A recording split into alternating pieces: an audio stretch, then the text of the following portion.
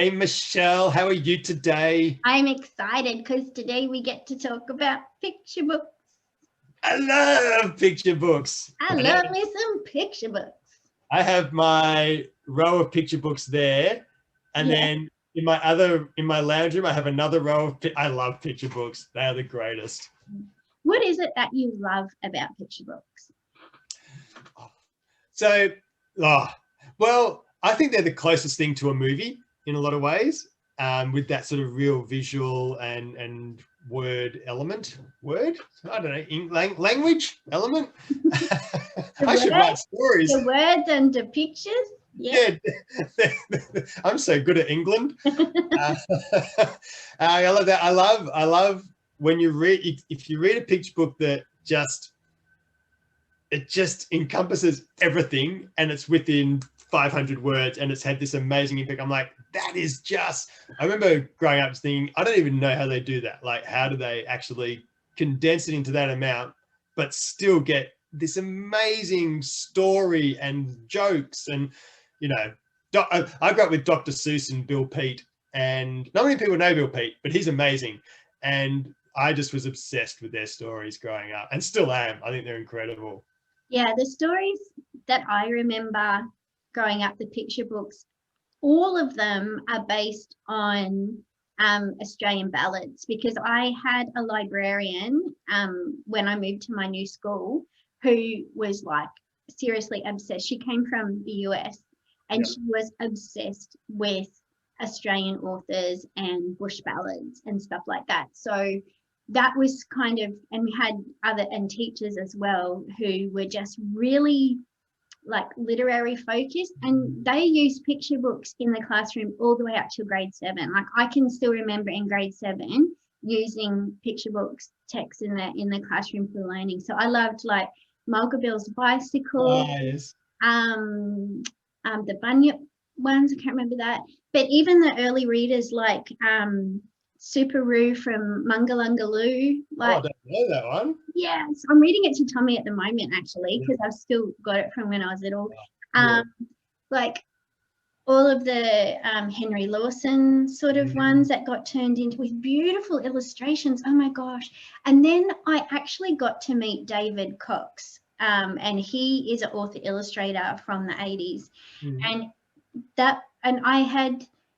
I think I had gone to a thing with Mem Fox. This is like way back in the day, where she would actually do special bookstore visits. And I can remember being selected by my librarian to go with her to one of these things. And then another time I got to go to another event, because I think just the teachers at my school knew that the only thing I had was books and writing. So I got to go to the one with David Cox as well. And I remember he signed a book for me, and I've still got it, and it was called Tin Lizzie.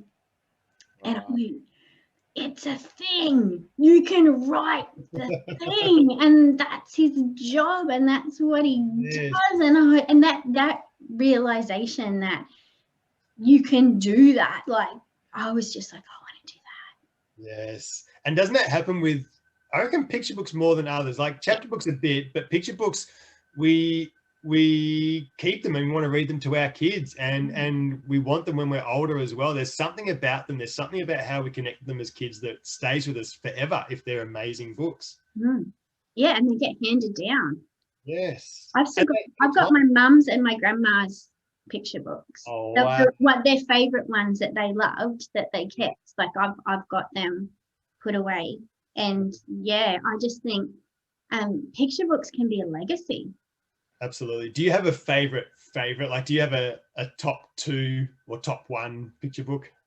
I've got a couple. My first one is definitely Possum Magic. Like that, for me, Possum Magic Mem Fox is the ultimate love picture book. Pretty Mem Fox. Hey? Mem Fox is pretty too. She's so pretty. She's so pretty. She's much prettier than me. Yeah, so definitely that. And I think what I liked about that as well is it was Australian, but it wasn't written 100 years ago. Yeah. So I actually liked that you could like she was writing this story about lamingtons and possums and magic, but it was my first modern experience of what modern Aussie picture books were. I think that's kind of why it sits with me. Especially like Multiple's bicycle, where he's on a penny farthing or whatever. Yeah, that's right. And you know, the Man from Snowy River and all of those ones, like I loved them because I loved the language, but I couldn't relate to them because that was olden days. Yeah. So I like that. I'm trying to think what else I've got in my collection. I know my kids' favorite ones were Baby Boomsticks. That's by David Legge. Okay, I don't know that one. Yeah, so that was one of their favorite ones. I'm trying to think what else. Why, what was yours? So mine were, I love the Bill Peake books, and probably the Pinkish Purplish Bluish Egg was my favorite. And his books were so great. And I think because I probably felt this a little bit as well, but not all, but a lot of his books were about a character that was different to everyone else in the herd or the flock or whatever. But then what made them different actually made them really special at the end as well. So being a bit of a different kid like that was really relatable for me. And similar to seeing an author thinking that's what you can do, it gave you that feeling of, it's going to be okay. Like once I find my thing that actually how this makes me special, then so I love that. And I love his language, and his drawings are just incredible. And they were probably my favorite. As an adult, I've come to love more, and I liked this when I was a kid. My stepdad was a teacher librarian, so we had read books all the time, and read these. But the places you'll go in the Lorax, I think I appreciate a lot more as an adult than I did. Yeah, me too. I appreciate Dr. Seuss more as an adult than I did as a kid, even though The Cat in the Hat was my brother's favorite picture book ever, and Mum and Dad had to read it over and over again, and I think he can now still pretty much recite it by heart. I'm probably showing my age here, but the Richard Scarry books, I don't know if you remember those, like the little characters, like little animals, but they were people. I know that. I never read those, but I think I found out about them. I'm certainly the right age for them, but I found out about them when I was older. You can't be that old. Look at you. You look fabulous. I mean, is 24 old? I don't know. I love that when we've spoken about school business before, and when kids ask my age, I'm like, guess. And I reckon up to about 5 years ago, they would always guess in like 20s. I'm like, amazing. And now I'll say guess, they go, I don't know, 60. I'm like, come on. Oh, that's hilarious. I'm trying. What have I got here? Tommy's a huge fan of Matt Cosgrove. So all that alpaca books. Yes. He likes those. What else have we got? They're kind of all new ones. You know what picture book was kind of a game changer recently for me was Richard Henderson's ICIC. This for me really kind of redefined picture books, which I find super exciting. So with Richard's book, you can actually read it that way. So you and I would be sitting across here, and you read the first bit, which is I see first page, and I read I see last. And then you turn it over again, and you read I see future, and I read I see past, and then you read I see up and I see down, and you go all the way to the end of the book, and then you see I see last page, I see first, and you turn it around, and you can read it backwards. Yep. And it's just so cool. It's so cool. That's so cool. And that's the thing about picture books is there's a real structure in a lot of ways and restrictions in some ways, which I think would be cool to talk about as well, in terms of like page length, word count, that sort of stuff. But within that, there's so much freedom to be able to do that sort of thing. Like you can't do that in many other types of books. No, I talk about that a bit in my course, actually, that it's almost like the pirate code. Like there's guidelines, but there's not actually rules. Like, and once you know what those guidelines are, you can break them, and you can You know, you can, as long as you're using that format, you can do whatever you want. Let's talk about yes, this. Every modern child in Australia has read this book and seen the movie that goes with it. Like Julia Donaldson, like her rhyming is, I reckon Dr. Seuss is a genius with rhyme, and I try to read his rhyme wrong, like put the accent on the wrong, or emphasis on the wrong words, and that you can't. Like she's similar. Like it's just so beautifully written that anyone can read it out loud and it works. It's amazing. Yeah. But I think it's about knowing what the rules are, so you know which ones you can break and which ones you have to have. So do you write to a structure, or do you just kind of write and then fit it into the format after that? I'm probably more structured these days. I think when I started, I wanted to write Dr. Seuss like books, and so I've got one, The Share and I did a little series where they were like 950 words, and I wanted to write those long, rollicking story rhymes and everything, and which is fine, but not necessarily what publishers want, and a bit long to read out loud to kids sometimes. And so yeah, now I'm quite structured, especially with rhyming stories and things like, also I did a series of how to catch books, and I realized after a similar sort of structure to ones like Pig the Pug, where so often picture books will be 32 pages, which means you've got 28-ish pages of story. And so if you're writing rhyme, that's potentially 14 stanzas, which comes to 420 words, which is a nice length to have. And so to set it up almost, it's a story, but it's almost a series of events where, so in the How to Catch, the first few are, it's say day before St. Patrick's Day, the leprechaun arrives, sees the first house. So it's like the setup in the first three.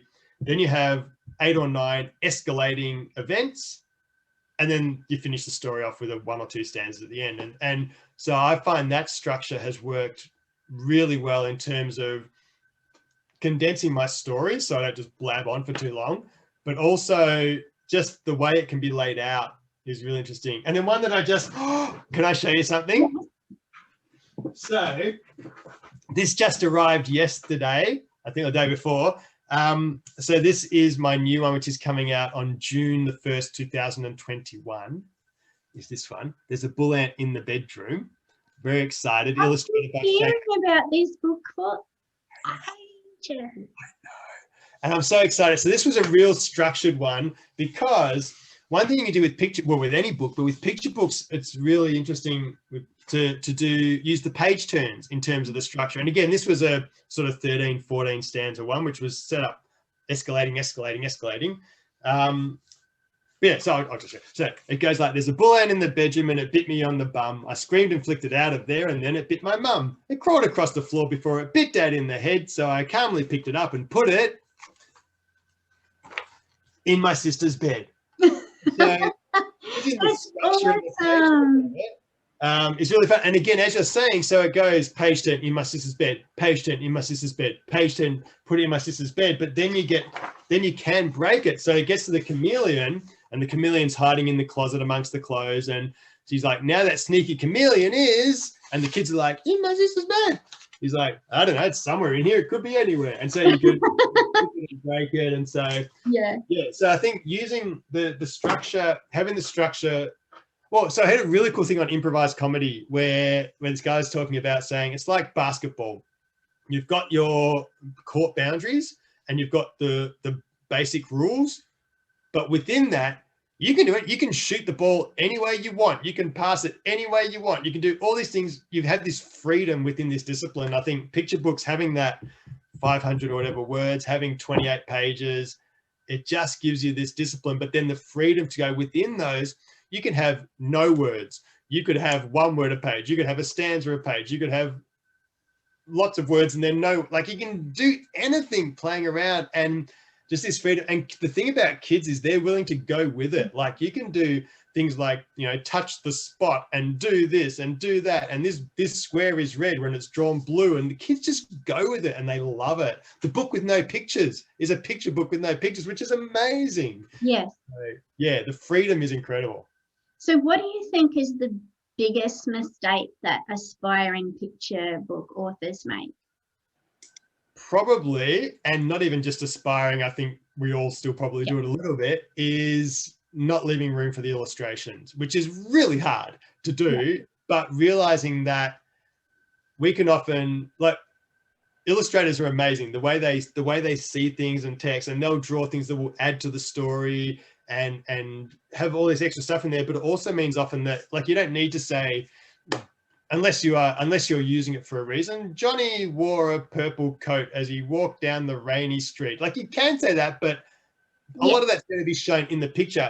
You can write Johnny was scared of the thunder, or you can do it more about the feelings in the text. Yeah, absolutely. So, or vice versa, you can say Johnny walked down that, but in the text, in the picture, sorry, then it can show that he's scared there. So just that interaction between the two is really important, and we can tighten up the story a lot by leaving a lot out that the pictures can then express.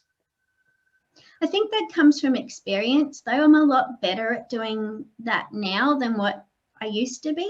Like, I never kind of understood it until I was maybe even 2 or 3 books in, that I kind of realized, hang on a second, I don't need to say everything, because I think we come from, like, we read picture books and then we transition to the chapter books and novels and things, and it's really hard to tap into our kid brain to be able to have a balance between finding a really great story that kids will love, but then say it in a way that suits a picture book, which is 50-50 words and pictures. Have you got like a special thing that you do to tap into that kid brain?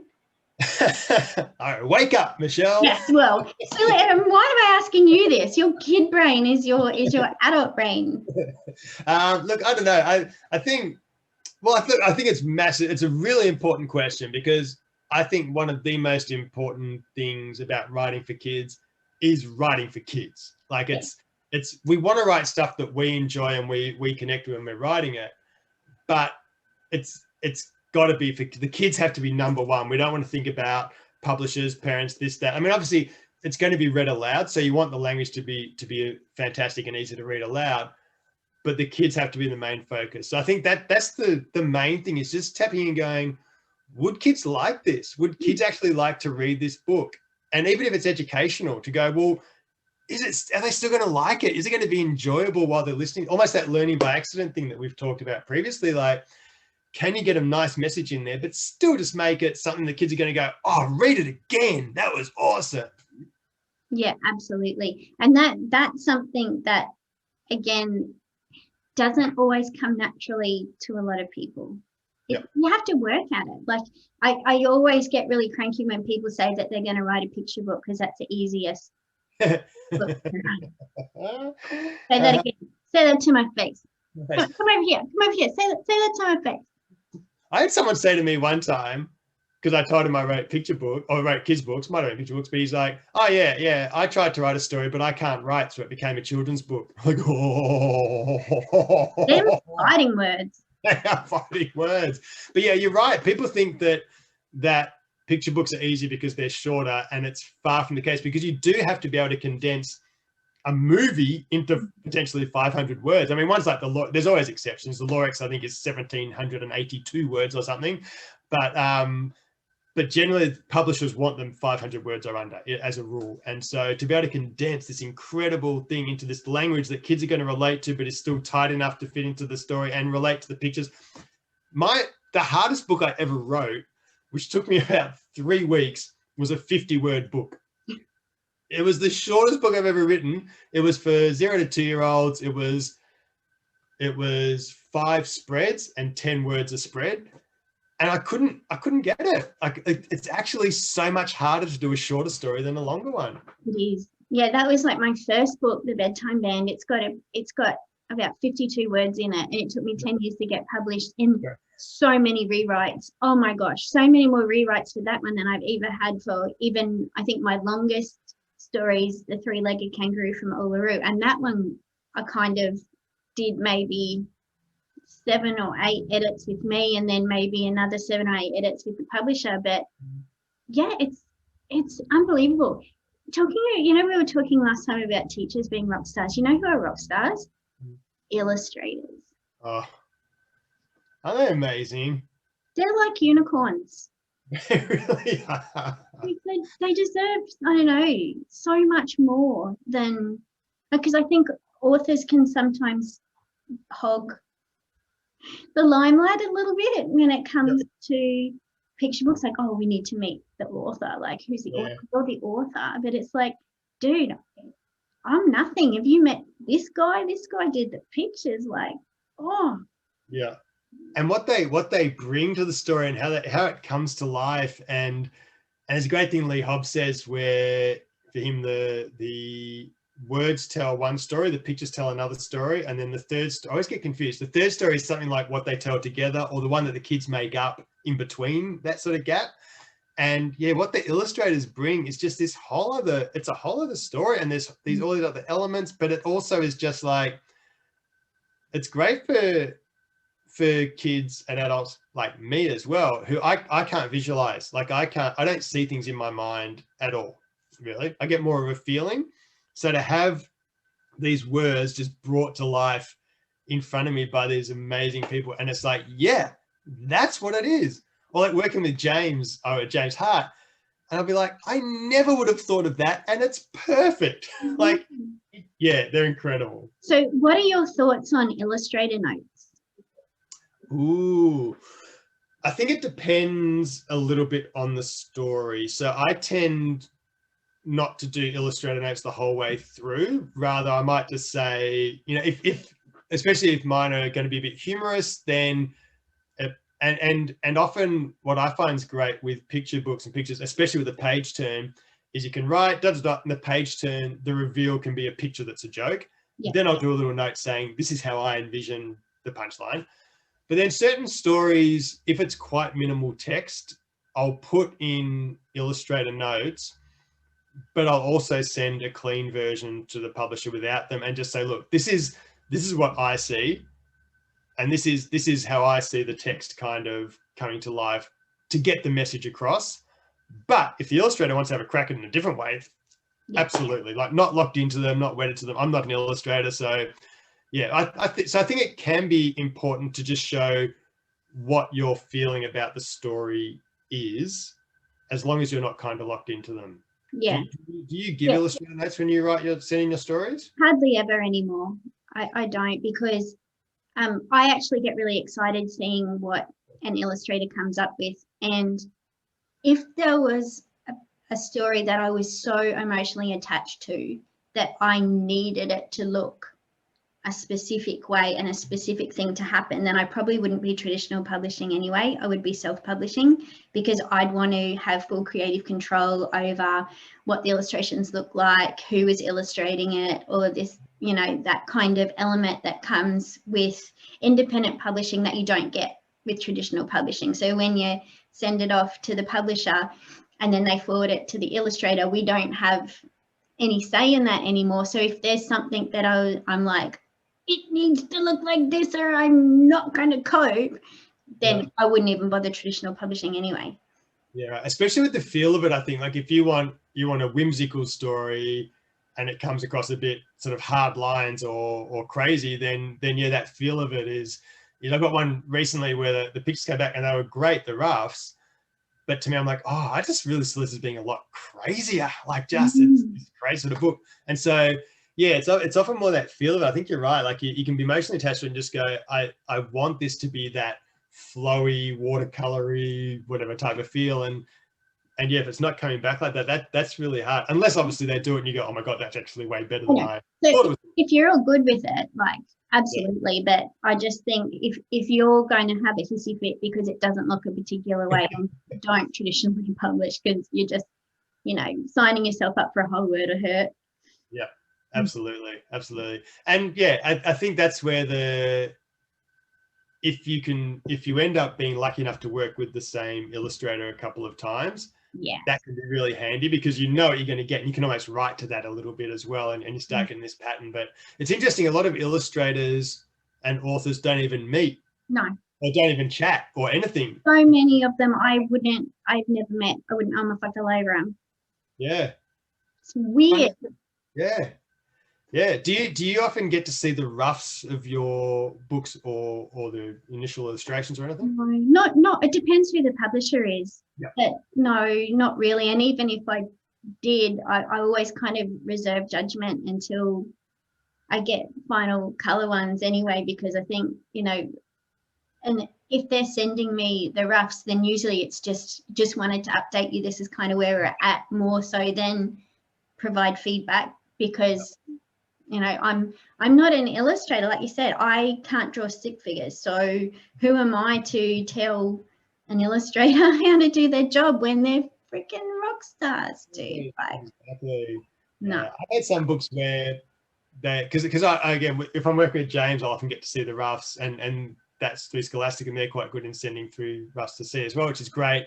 But I have other ones where I'll rock up to a school and they'll have one of my books, and this particular publisher, which is in America, I don't get to see the roughs in those, and I'll go, oh cool, can I have a look at that? They're like, it's your book. I'm like, yeah, I've never seen it. And it'll be the first time I've seen it is when it's on the shelf or in the school or something.